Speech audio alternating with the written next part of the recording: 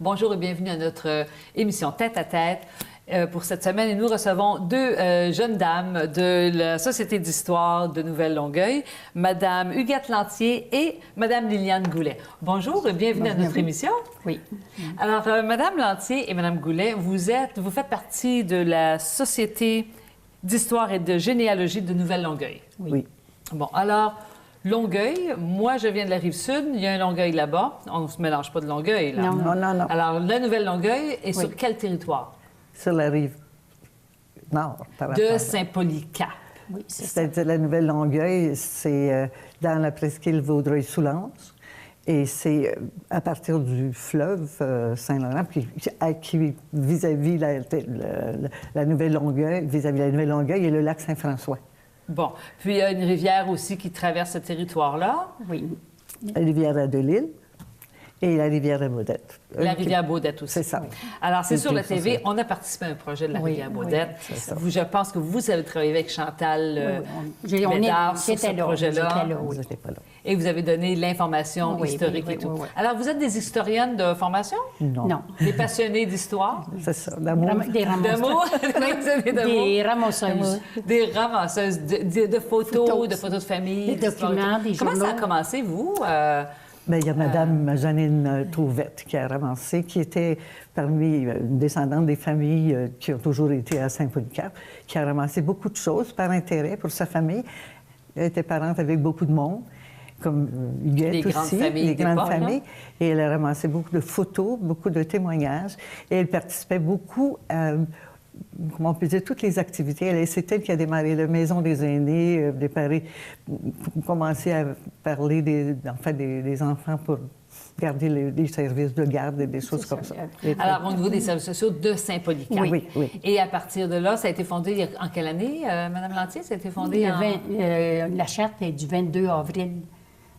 Mais elle avait commencé à ramasser longtemps avant. C'est en 2014. Alors, Pas 2014, 2004, excusez. 2004. Alors, on va fêter le 14 ans, là, le 22 avril. Là. C'est C'est ça? ça. Ouais. Alors, vous êtes impliqué après Mme Janine. Oui. Elle a été J'ai commencé avec elle. Vous avez- commencé avec elle.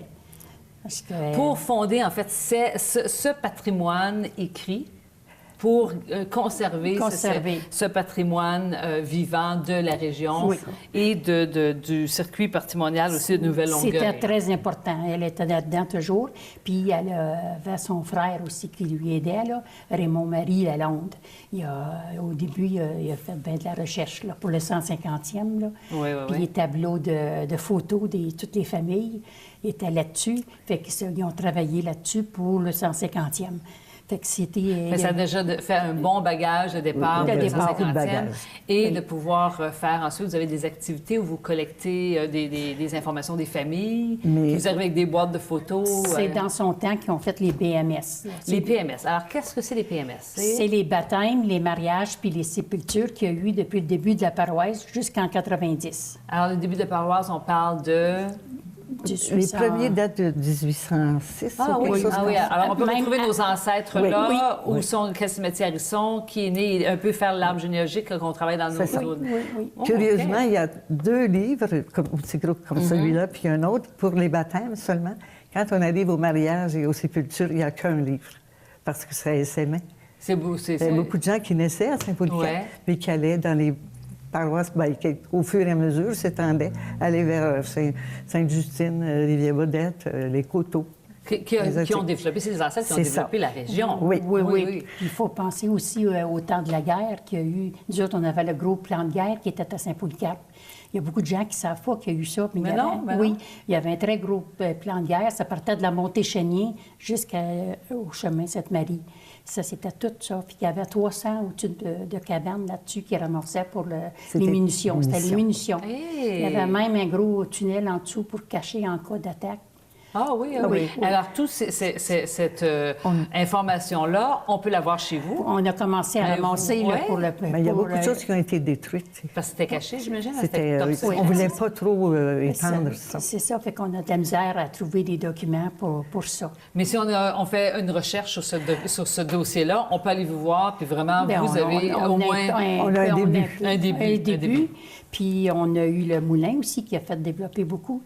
Et c'était juste à la sortie le moulin. Mais c'était au tout début. OK. Parce que les seigneurs devaient faire un moulin pour nourrir le blé, c'était un moulin assis, puis puis après ça, il y a farine aussi. Okay.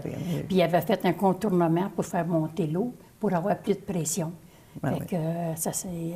C'est le tout début, ça, oui. le moulin. Mais c'est très riche en histoire et en couleurs. Là, je vois plein d'images au niveau de cette région-là. Alors, tout ça, vous partez là, de 1800, le début. Oui. Et là, vous rentrez dans la Première Guerre mondiale, la Deuxième Guerre mondiale, j'imagine. La première, pas beaucoup. Pas beaucoup, mais c'était plus la deuxième. Oui, 1940, c'est ça. 45. Okay. Parce que dans le numéro 3, il y a un document sur l'armée, puis des personnes qui ont participé. Puis j'ai une vieille madame qui m'avait tout fait ça. Elle est morte justement la semaine passée, mais elle avait une mémoire numéro 1. Puis elle m'a sorti les noms des personnes qui avaient travaillé au plan de guerre. Elle était jeune fille, puis elle se rappelait ça. Fait qu'il y avait eu un reportage de ça, puis du capitaine Berriot, qui était chef, qui conduisait un bateau, capitaine. Fait que son nom vient de là. Alors, tous ces moments d'histoire ou ces faits vécus, quand les personnes décèdent, on les perd.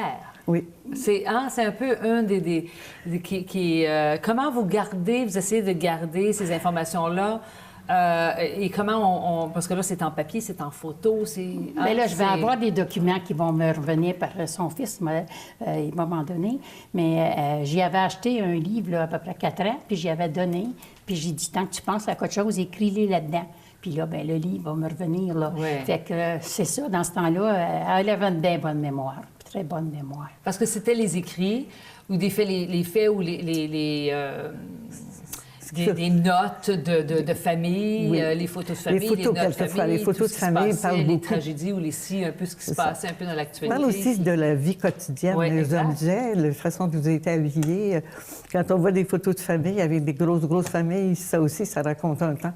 Ah oui, ah oui. Et vous avez, les photos et tout ça, avez-vous des items? Avez-vous je sais pas moi, des vieilles chaises, des vieux meubles, des vieilles lampes, des vieilles photos, des vieux portraits?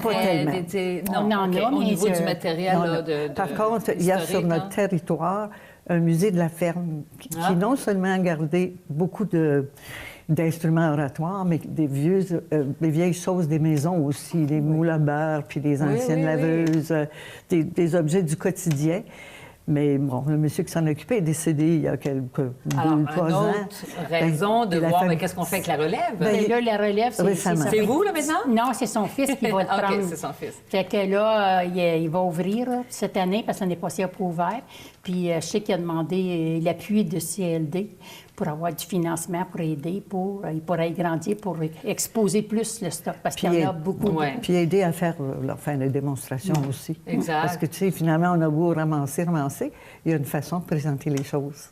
Bon, on vous remercie beaucoup. Merci beaucoup. Et merci pour cette émission de Tête à Tête, et on se revoit la semaine prochaine.